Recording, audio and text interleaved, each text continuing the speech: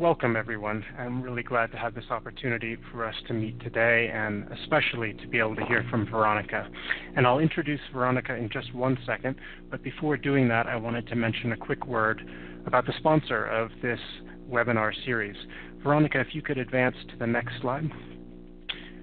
The Disaster Ready Initiative is one that I hope many of you are already familiar with.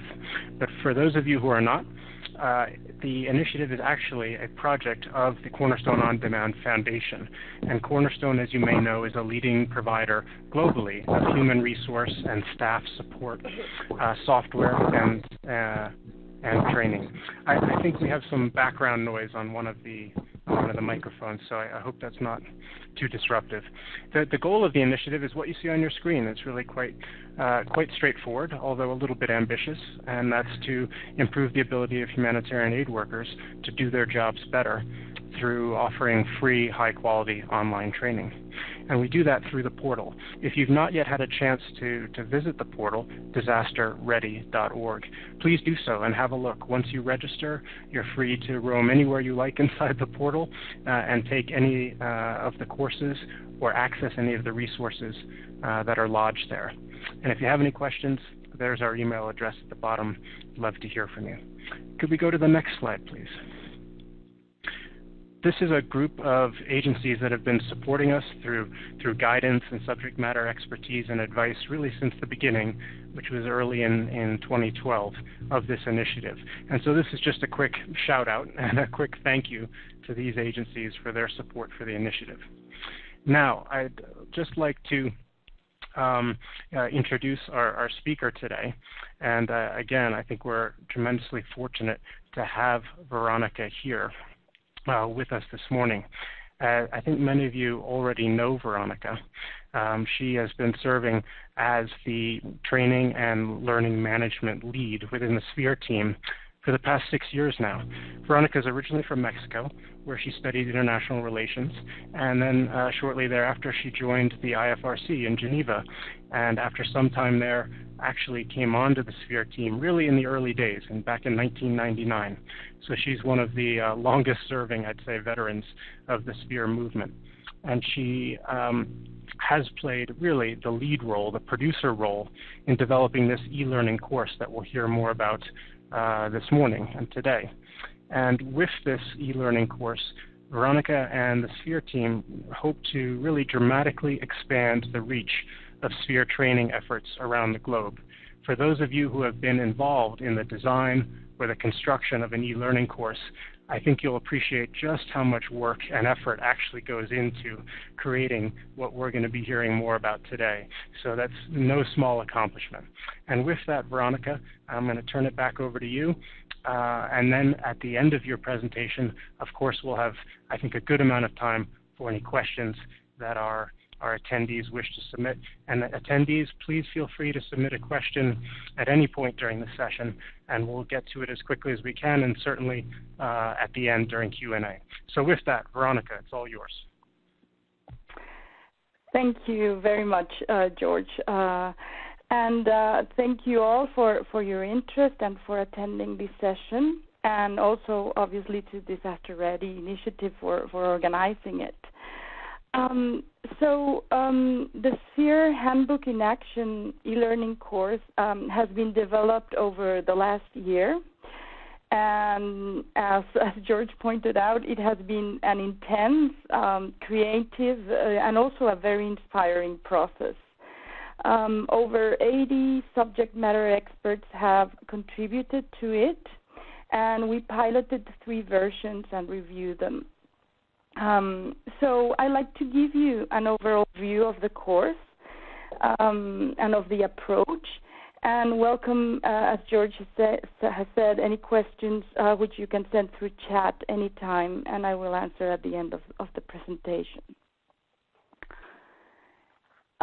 So on the learning approach, the course rationale is that we wanted to bring the Sphere Project Handbook to life. We wanted to take it out of the linearity of a book and encourage you to interact with it in relevant way for you.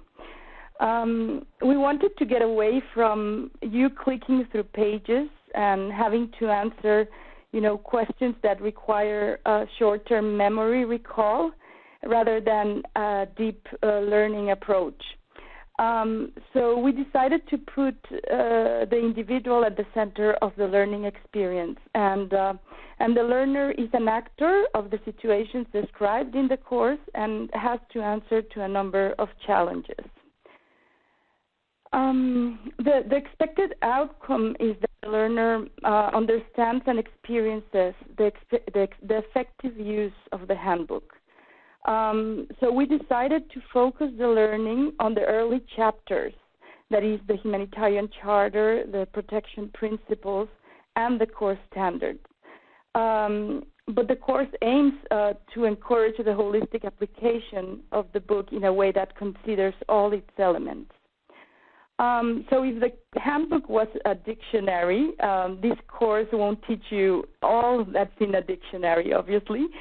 It will teach you how to use it and the potential it brings to improving your own work.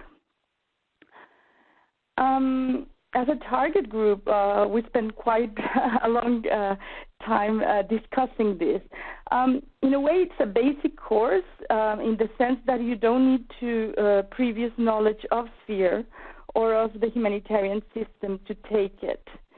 So it is designed for people who are new to SPHERE or to the humanitarian system. It is, however, also designed for people who know and use SPHERE. They should find it challenging and useful, as there are many opportunities to deepen their learning and understanding of complex issues and their own understanding of SPHERE and application. And last but not least, there's a third group of senior and experienced staff. And in a way, e-learning is a very safe learning environment, especially for people that are expected to know about SPHERE, but have not had the real opportunity to go into it. So how do we do this? First, by connecting with you. You as a person. We first take you out of the humanitarian setting for you to explore in general and without giving it too much thought how you make decisions, how you approach dilemmas. In this section called A Different Way of Thinking, there are no right or wrong answers, but some of the issues raised here are explored further in the course that will open to you. So this is the main menu. The course is made up of 3 introductory topics and 15 scenario topics. So after the first introductory topic, that's the introduction, basically telling you how to move around and the approach and the objectives of the course. A different way of thinking, which is what I just described, and the SPHERE essentials, a little bit of what everybody should know about SPHERE. After that, you can go to any topic that you need or that you're interested in any order. So the scenarios are these 5 countries. They are all fictional, and they include a range of natural disasters and conflict, urban and rural settings, and different environmental climates. The affected populations include internally displaced persons, refugees, and others who have not been displaced. And the scale and impact of each disaster is different. So each humanitarian situation looks at applying different parts of the SPHERE handbook, and they offer many opportunities to relate what you learn to your own humanitarian role. The course combines the use of short stories, multiple choice questions, open questions, and we tend to give a lot of space for reflection as well. The topics, which, for example, here is the drought in Djibouti, and you have the 3 topics: human rights, two-way communication, participation, and building on capacity. They can take between 30 and 60 minutes, depending on your familiarity with the Sphere Handbook and how much reading of the resources and links you do. And they are really designed to help you relate to Sphere to a practical context. It is important to mention that what we explore is how you use the Sphere Handbook in that related subject. For example, we have one on assessments, one on coordination, one on looking after yourself. And you could have a whole course on that topic alone, and many already exist, actually. So it's important to understand that what the learning objectives focus on how to use the Sphere Handbook while conducting assessments, for example, or coordinating, or looking after yourself as a humanitarian worker. So the course is not designed to be studied in one session. We advise a maximum of 1 or 2 topics at a time. And this is to allow you to remember more information and incorporate it more effectively to your own work, basically. So you should take it at your own pace. And when you come back, you land on the last page you visited, so you don't lose your history. So this is an example of the beginning of a topic where we set the scene, and you can either go through the information by clicking each of the pictures, so it will give you the situation in a body by subject, who's the affected population, what's the geography. In this case here we have health, what's the health situation. And you can also access that through an envelope here, which will give you the whole background to the disaster brief, and that you can access whenever you're in the topic, whenever you need it. And so we chose to focus a lot on people because really that's the center of the Sphere project, on people and their stories. So, for example, here we have 3 characters, Rahina, Isaka, Ami, and Amina, that will present you a series of dilemmas. In this case, all of them are affected populations. Sometimes you would have a colleague or, your boss or even yourself. And so once you're presented with a case, you will be asked, for example, in here, for your opinion and your solutions for a technical problem in this case. And to help you respond, what we're doing also is that the course encourages you for constant interaction with the handbook, but in a practical and relevant way.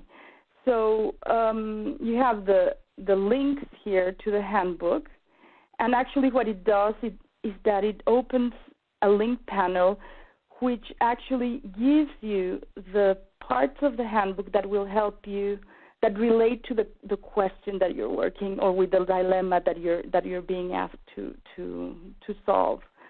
And so you don't have all the standards, not even all the indicators or key actions. You have, it's like a concentrator of what you need as a learner at that time, at that moment.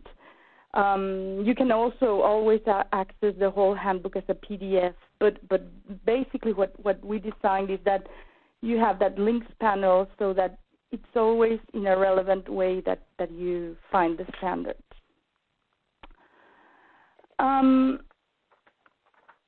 Then we have these famous open questions, and we were asking ourselves how to motivate learners to actually write things, because it's very tempting just to write anything and just click confirm and look at the model answer.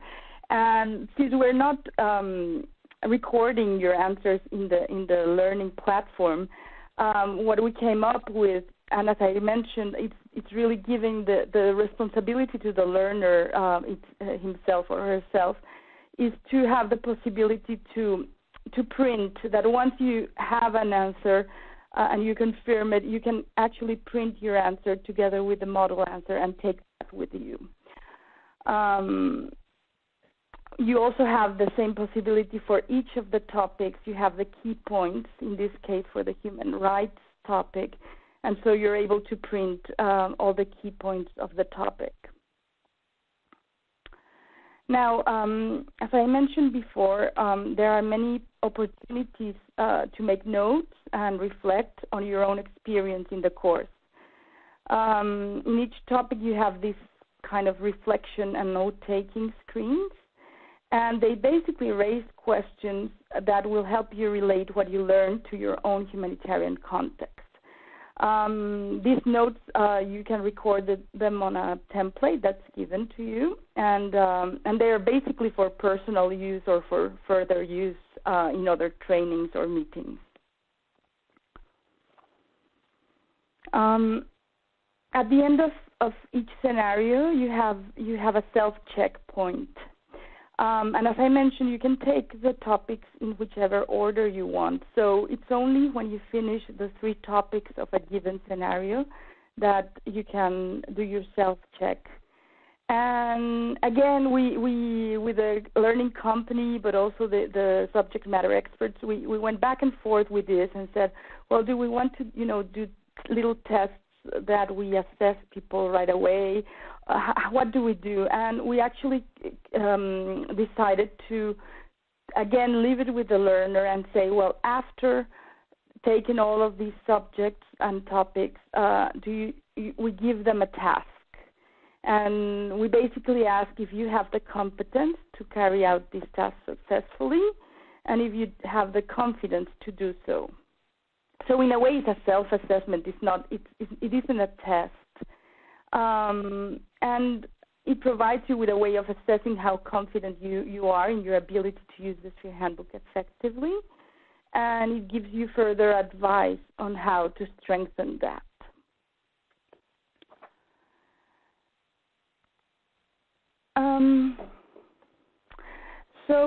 Beyond e-learning, the course allows for several uses to strengthen learning in a practical way. So, for example, as a manager, you may ask your team to complete a given topic because it is particularly relevant at the time. For example, accountability to affected populations. And you can ask them to bring their own notes on the subject for further discussion and or to see how to improve your program. For trainers, in a face-to-face workshop, you may ask participants to complete the course as a prerequisite. That way you know more or less the level that everybody will have. And you could also, for example, use the self-checks I just showed, the tasks themselves, to do them in the face-to-face workshop. This e-learning may be of particular benefit to those who see or use the Sphere Handbook mainly through the technical or quantitative indicator lens. It will give water engineers, nutritionists, shelter, health specialists a holistic view of what the Sphere Handbook has to bring to the humanitarian sector, and an opportunity to learn to use it in an integrated manner. And also beyond e-learning with your peers, with your colleagues on face-to-face, and we're looking into having a community of learners where we could, go further, and those who have completed the course and those who are taking the course could ask questions and really form a community. I hope we can have that in the next couple of months, actually.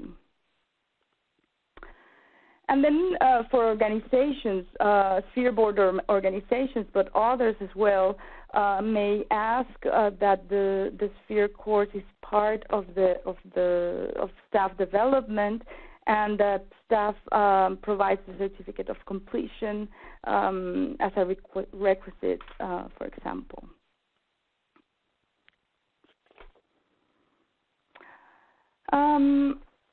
So just going on practical issues, access. So for the moment, the course is accessible through the Sphere website. This is the address, sphereproject.org/elearning.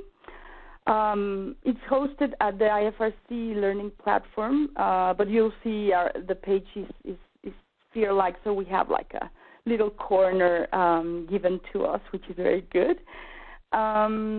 We decided not to put the login page as such, and we're taking people to our website because we have coming arrangements with other platforms and organizations.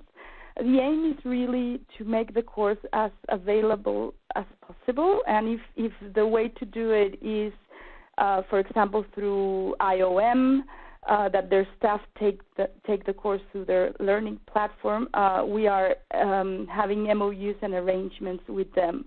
The one that's really ready to go online next week is with Lingos, which is an organization that provides learning platforms to over 75 NGOs.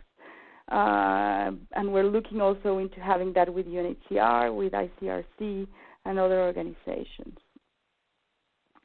And then in terms of languages and other versions, we hope by mid-end May to have the course ready and launched in French, Spanish, and Arabic as well. And we're also producing a certain number of CDs, especially for those who work in slow connections, so that they can have easy access to it. Finally, I put a little slide on what people are saying.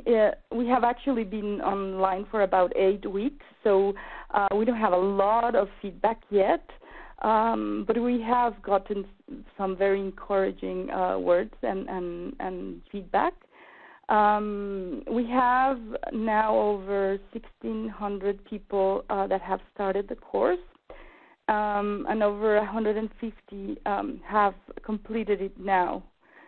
The average, more or less, has been 2 to 3 weeks for people to finish the course, although I've seen in the system some supermen or women doing it in a few hours. So in there I say I question a little bit the learning experience there. But I mean, I understand there are also people going in to screen it and see if they're going to advise staff to use it, for example. So thank you very much. I mean, I think that's the overall idea that I wanted to give you. I hope you enjoyed the presentation and that you find in this e-learning an exciting and an interesting way to discover the potential the Sphere Handbook can bring to improving the quality of your own work, but also your accountability to affected populations. So if there are any questions, I'm really happy to address them. Veronica, this is George. Thank you very much. That was extremely useful, and I think provide an excellent overview of this tremendous resource that you've worked hard to create. You and the team have worked hard to create. So again, we're at our question and answer period. So anyone who has a question and would like to submit, please go ahead and do so right through the chat function. You can send your question to all panelists if you like. We already have a couple of questions lined up. So Veronica, if it's okay with you, I'll just I'll work through with you the questions we already have while others are thinking of what questions they might want to ask. So the first one up is, this is a good one, can this e-course replace actual Sphere workshops, the kind of workshops that I think we've all become accustomed to over the last decade or so? Well, actually, I think something that's very attractive about e-learning is that people and organizations tend to think, oh, great, now we'll save, all this money because we don't need to have workshops or face-to-face meetings anymore. And in a way, I don't think it replaces it, but I do think it covers a huge gap that we had, which is really the outreach to many, many people that didn't necessarily had the opportunity to go to a face-to-face workshop. So I think workshops are going to still be out there, and actually we prompt people to use this e-learning as a I don't know if you say trampoline, that's not a word, but to go further. So, but not everybody needs to go further, actually. So I don't think it replaces it. I think we will still have face-to-face training and learning, some very specialized on technical chapters or protection chapters.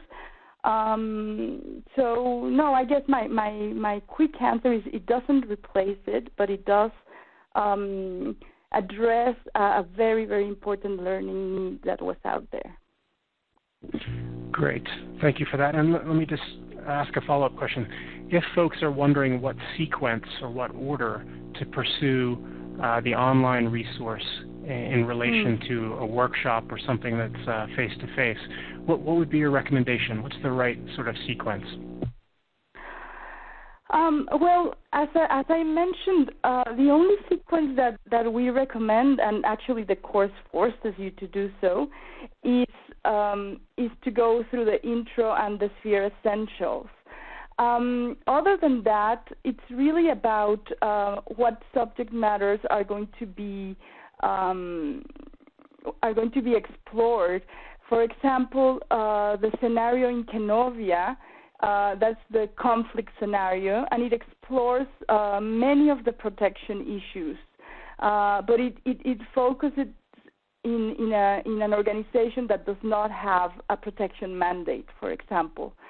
So it really depends on your interest as a learner, and that's why we are not recommending necessarily a given learning path. In a way, you create it.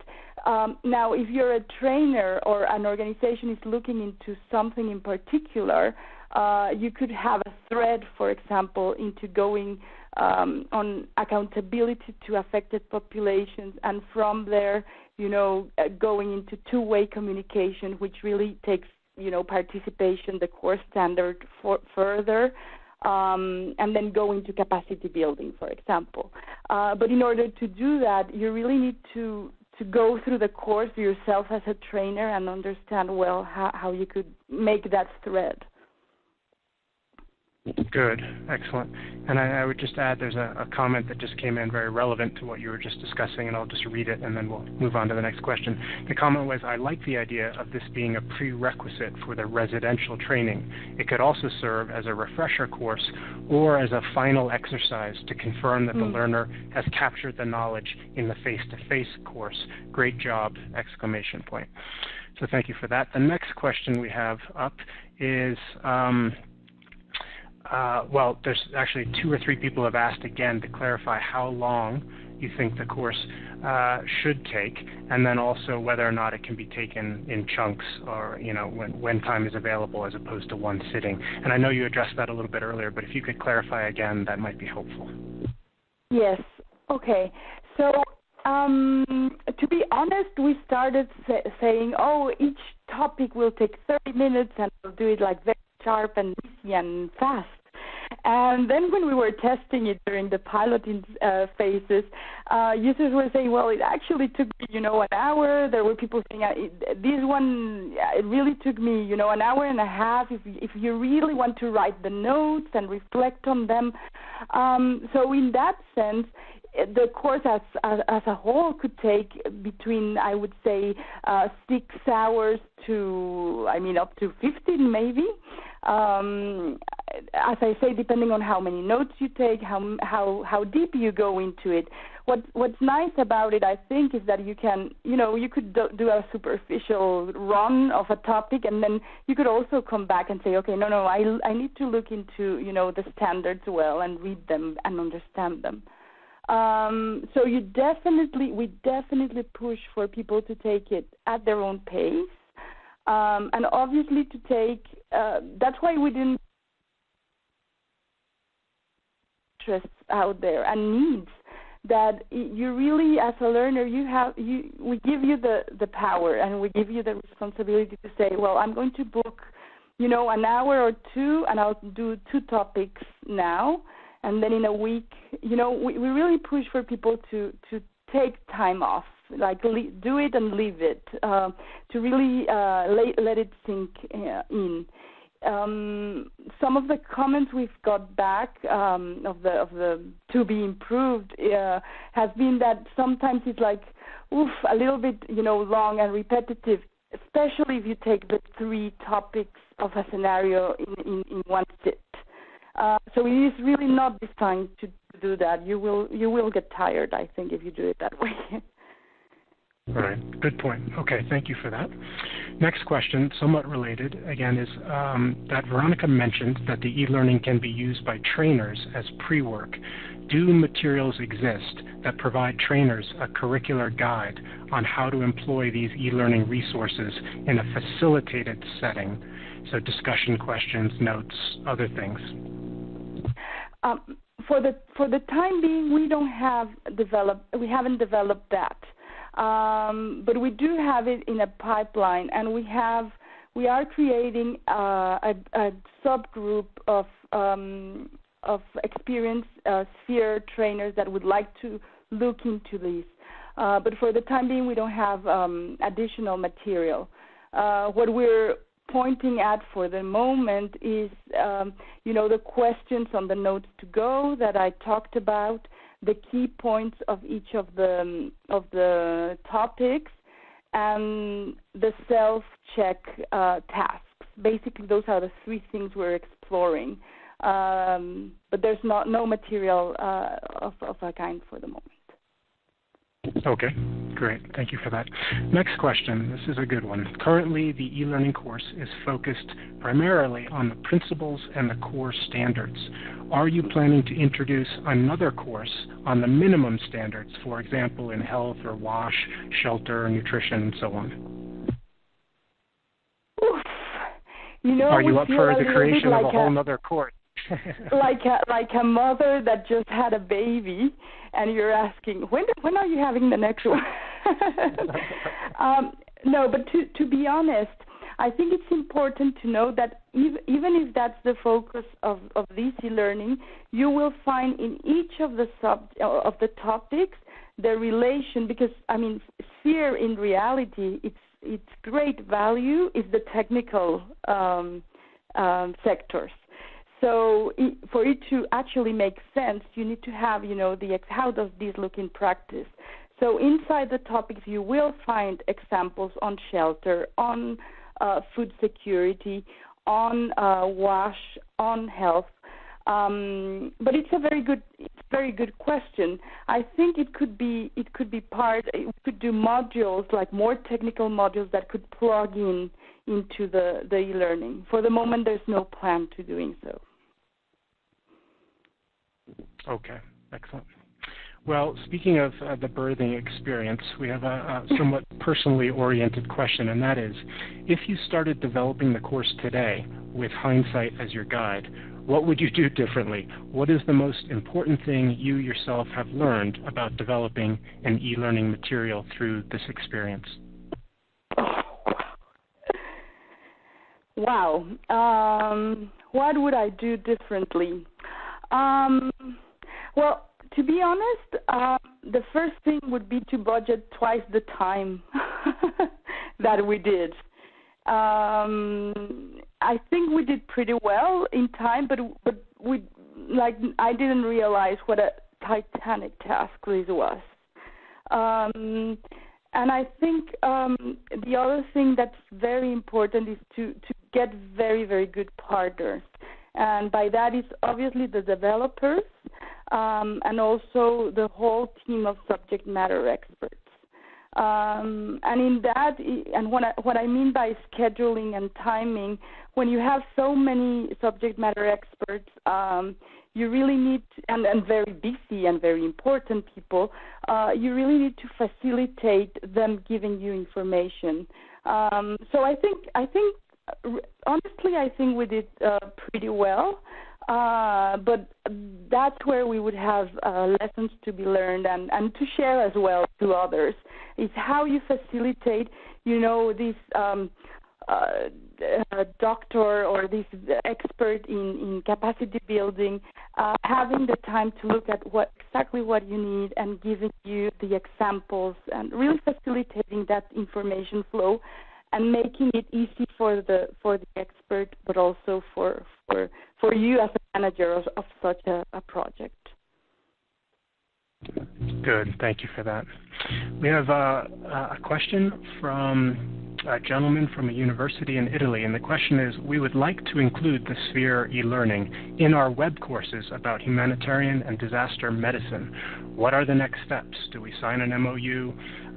Essentially, I think our questioner is asking for guidance on what to do next. And Veronica, before you answer that question, let me just remind folks that on the screen they're looking at now, I believe we have an email address. Do we have your email address up there?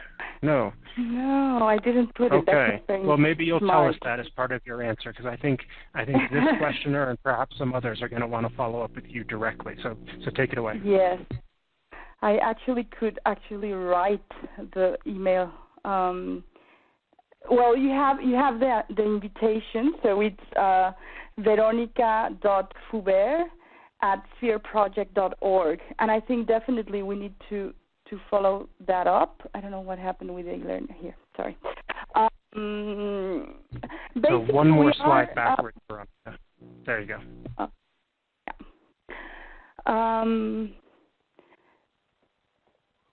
Yeah, sorry. So is an MOU something that the Sphere project team is going to be interested in signing whenever there is a university, a humanitarian organization, any sort of training program that wants to include the e-learning in their curricula? How do they go about that? Yeah, basically they need to contact me, and we're doing for the time being agreements and MOUs for those organizations that are putting the course inside in their learning platform. But if you want to include it in your curriculum, we can do something more lighter, I would say. But it's important that we know about it and we want to have the information, obviously, and second, to learn about how you are incorporating that. I have, for the moment, about 20 training institutions and or organizations that are interested in putting that together, in including it in their curricula. And as with individual trainers, we can, form a subgroup as well to strengthen our relations and the experience of putting it together. Great. Okay, thank you for that. And I've just sent your email address, Veronica, to everyone via the chat box, so hopefully everyone now knows how to get in touch with you. Great, thank you.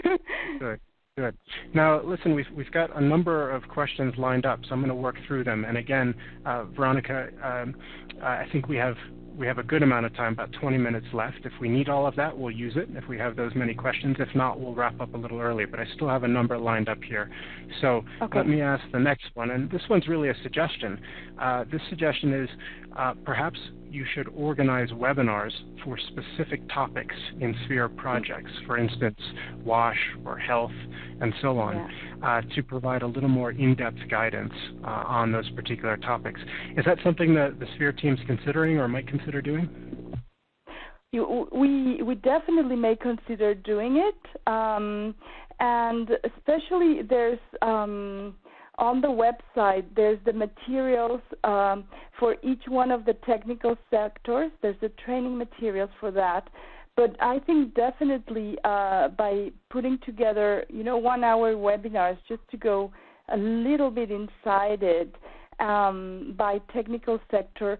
And also I think what's important in the technical sectors is that interrelation of the standards, which makes it quite interesting and relevant. And so, yes, we may be interested in doing it. We haven't, it's not in the pipeline, let's say, but it's something that could be done, definitely. Good. No, I have a feeling that might be a popular series. Obviously, time zones might be a bit of an issue for the live webinars because we know that there are fans of Sphere in all the regions of the world, but also through recording, as we're doing for this session, we'd have those webinars, or you would have those webinars available for anyone after the fact who wanted to access them. So that's good to know. Yeah. Okay, our next question. How does someone with very low bandwidth participate? Is there possibly a DVD or CD version available? Yes, we're producing a DVD because it's pretty heavy actually, and we're doing it multilingual just to avoid having to deal with different stock. So you would need to contact me. And I could send you the CD and DVD to you or to your staff. Sometimes it's staff, in the field that would need it. So that's how we would do it. Great. Okay, so again, Veronica's email address should all be available to you in the chat box there if you want to follow up directly. Next question, really going back to the course itself. In looking at the scenarios within the course, does it allow the user to identify environmental factors that may provide obstacles to fully meeting the Sphere standards? So again, getting back to the question of when and under what circumstances should we adopt a more flexible approach when it comes to the application of Sphere standards. And in this case, the questioner is really asking about environmental factors. Yes. Yes, and actually, I think that's the approach of the whole course, is really taking context into consideration when you're applying the standards themselves. It's taking us away from just saying, well, this is a list of things that as robots we need to do, and if we don't do them, we're not reaching the standard. It takes us out and away from that. And in particular for environment, there's a topic on building back safer, for example, where it takes into consideration environment issues in more detail. Great, thank you for that. Next question. This really, again, relates a little bit more to your experience, Veronica, and the team's experience with building this course. The question is, can you discuss the vendor identification and selection process that you used? How extensively did you explore potential vendors, so again, companies that help to create e-learning courses like this? And what were the main criteria you used for the selection? And the last question is, who did you ultimately select as your vendor? Okay. Yes, well, we actually put together a call with the criteria, which I'm very happy to share with whoever wants to know a little bit more about that. And actually what we did is also pull to our team, because I was in charge of this project, but I had never done e-learning. I didn't know what a SCORM file was, for example. And so I did hire a consultant that has been working with e-learning for a long time to really work side by side with me. And so we opened the call. We got about 30 proposals, which was, to my mind, huge. And some of the proposals were really, 60 pages long. You could see there was a lot of work in them.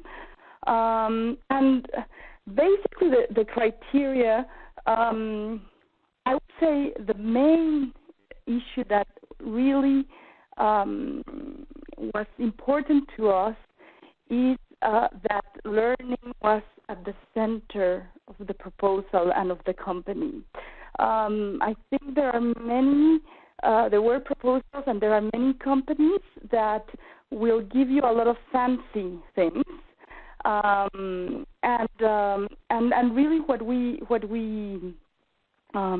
benefited in a way was instructional design and learning.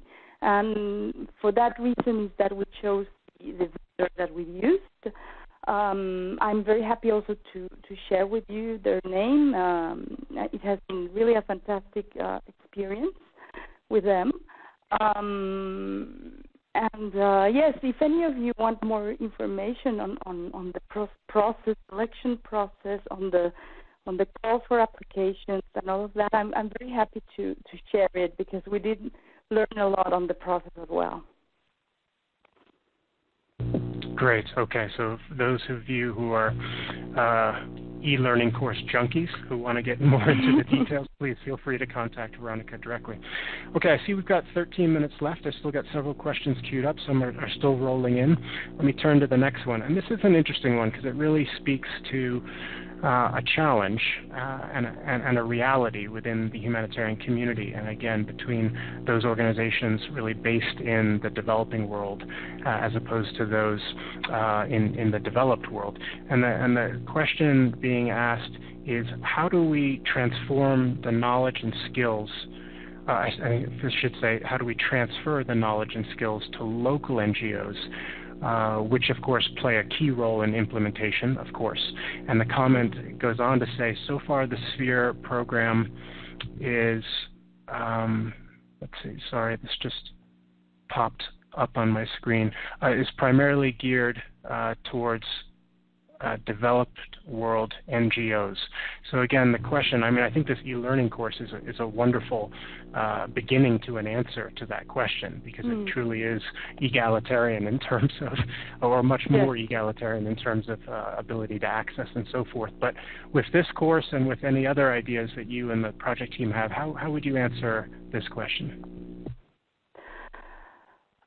Well, I think part of the beauty of the e-learning is that anyone can take it anywhere.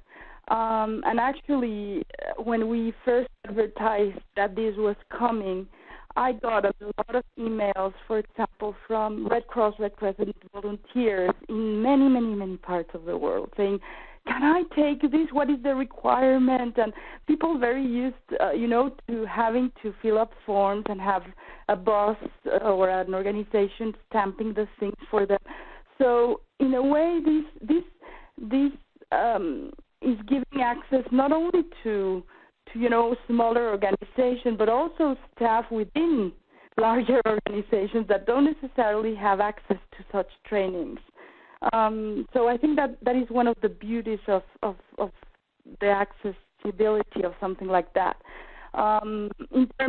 So what we also try to do, and you'll see, the course does not have a lot of audio, but we try to keep it, as easily technically as possible. We hope that it's user friendly. In the language, we also we strive to have simple English for people who come to it as a second language. And then the third thing was to have it translated, which was also a titanic task, into French, Spanish, and Arabic. Now, for local organizations, I can already see some of them asking, can we, translate this into Tamil or into Swahili, or I don't know, as the handbook has been translated to over 20 languages, but spontaneously by NGOs or local groups of people. So I think part of making it accessible is saying yes to those requests and supporting them. And I think, I would invite you to. We're putting a new section in our website about tools, and we have been very surprised of many training, but also promotional tools developed locally, and they are very, very powerful. It's like how you use SPHERE with the communities, and there are several examples of producing such materials. So I think, to reach to local organizations, you can only do so much sitting from Geneva or New York or Washington or London. It really, I think that the power of those things that are developed locally, and if you can support them, that's one of the best ways forward. Great, excellent. I think we and I apologize to some if we don't get to your questions. We have quite a few lined up, but I want to at least take two more here. One is a nice natural follow-on to, Veronica, the answer you just gave. And the question comes, is there any financial support available to attend a Sphere training in person? Now, Veronica, I know that the Sphere project team has gotten out of the business of directly supporting trainings in the field, but obviously many individual humanitarian agencies have taken it upon themselves to organize sessions in different parts of the world throughout the calendar year. How could folks find financial support if they need it to try to attend one of those sessions?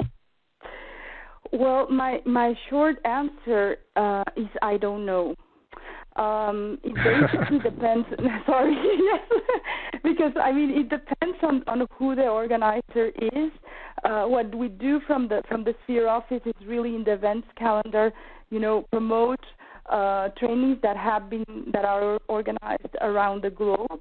But it's really about people to contact the organization and see if there's any financial support.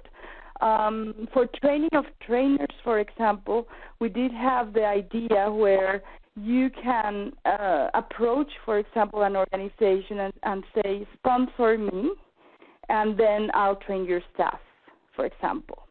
So I think it's a matter of also being a little creative in getting that financial support.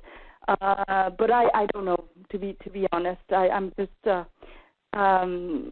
that was one of the ideas we had for TOTers, and the Sphere office has, we're really a small office, and we don't have the capacity to support people financially.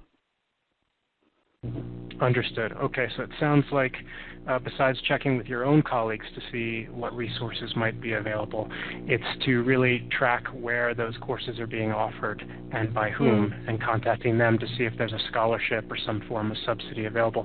Veronica, I'm sorry I don't know the answer to this, but generally speaking, when a Sphere training or a training of trainers session is planned by, say, Save the Children or World Vision, do they generally list that on the Sphere website in a way that it would be easy for folks to figure out where the next trainings around the globe will be taking place? They would do so if it's something that's open to other organizations. So if what they're putting together is the, regional interagency workshop, for example, yes, it'll be there. There are some, internal trainings. Sometimes we put them on the events calendar just for information, but to be honest, it's kind of frustrating for people who are looking for a training, just to see a lot of opportunities which are not for you in a way. So what we try to put is those that at least, regionally or even in a country, people can apply to. Great. Excellent.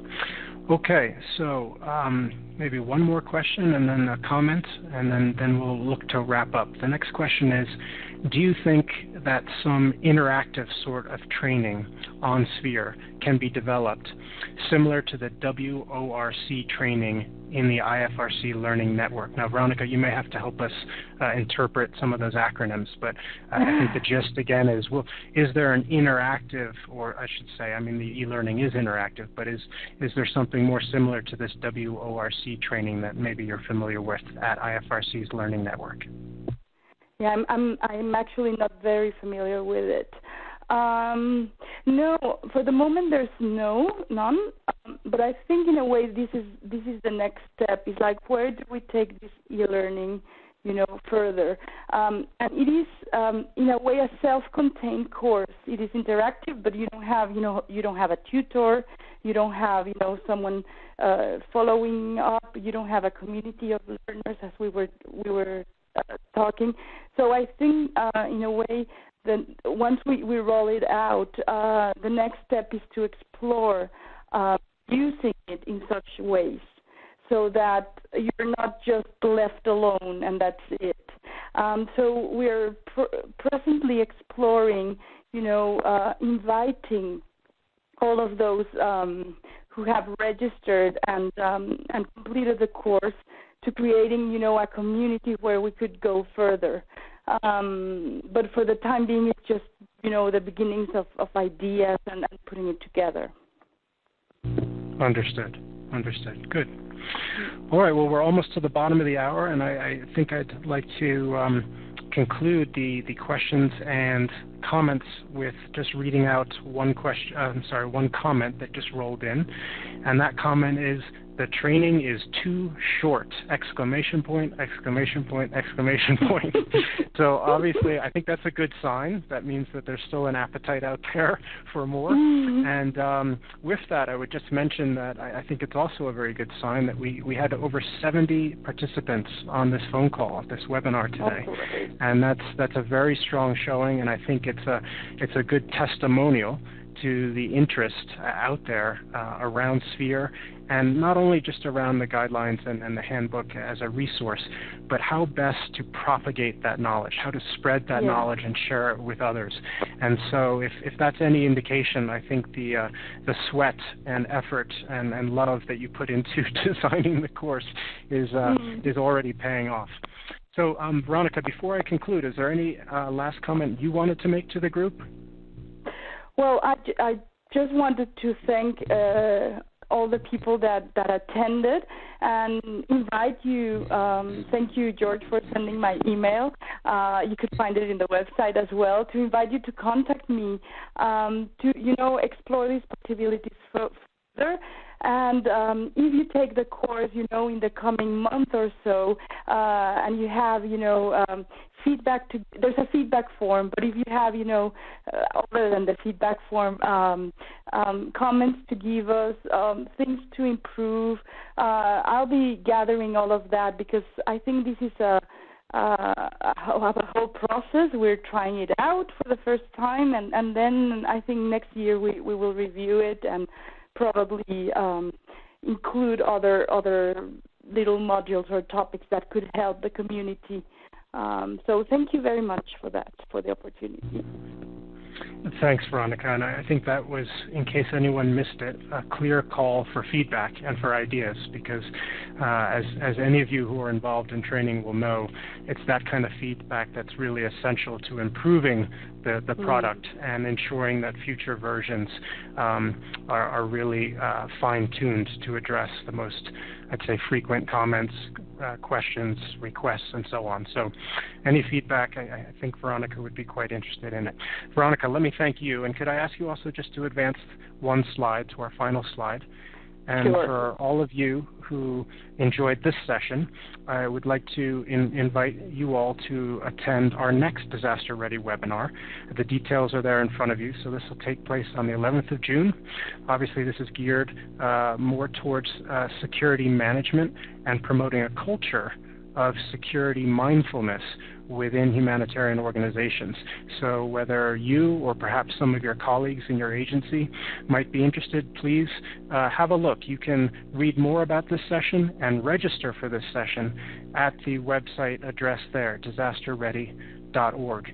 Also at disasterready.org, you can find not only news about upcoming webinars, but recordings of all of our previous webinars. And I should say, as I mentioned earlier, this webinar that you've heard today will be available at that website address by the end of this week. So with that, allow me just to, again, thank you, Veronica, and the SPHERE project team for being with us today and for creating this excellent new resource. And again, to all those in attendance, thank you, and we look forward to seeing you at future webinars through Disaster Ready. Hope you have a good rest of the day. Bye-bye.